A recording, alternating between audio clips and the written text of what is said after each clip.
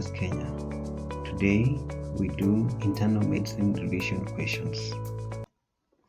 This question was posted in our Medical Scholars Facebook page. A 34-year-old lady is on follow-up for rheumatic valvular heart disease and has been stable awaiting valve replacement. She now presents with worsening heart failure and general body malaise for 2 weeks. Examination reveals that she has mild pallor and finger clubbing. Which of the following statement is true? You have 10 seconds to try before I reveal the answer.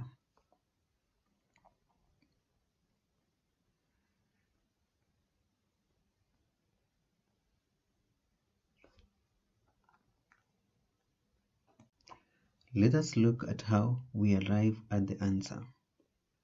This patient has a previous diagnosis of rheumatic valvular heart disease.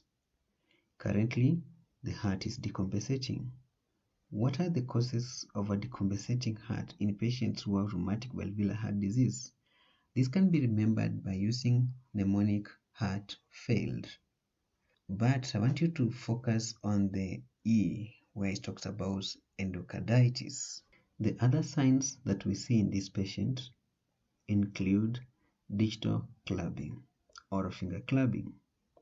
What are the cardiac causes of finger clubbing? You can see congestive heart failure, congenital heart disease, atrial myxoma, and subacute endocarditis. So in this patient, the most likely cause is subacute endocarditis. The anemia that we see in this patient could be due to mechanical hemolysis, which is caused by defective valves. So what's the likely cause of decompensation of this patient? It is subacute endocarditis. According to the Ministry of Health of Kenya guidelines on treatment of endocarditis, the patient should be started on crystalline penicillin empirically. Therefore, the answer is C. Let us look at why the other options are wrong. Option A says that the patient could be having elevated antistreptolysin.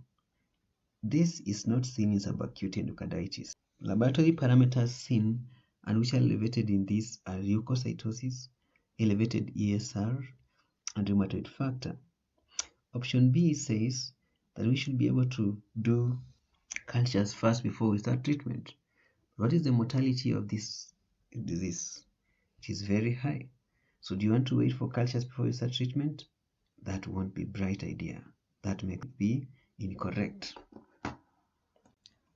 Option D says that we need to give 1 monthly prophylaxis, but one needs to differentiate between prophylaxis for infective endocarditis and that one of rheumatic fever.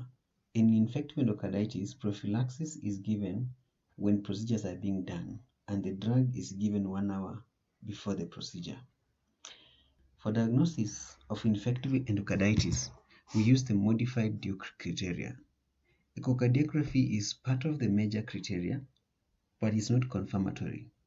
For one to make a confirmatory diagnosis, he has to use the modified Duke's criteria. This makes option E wrong.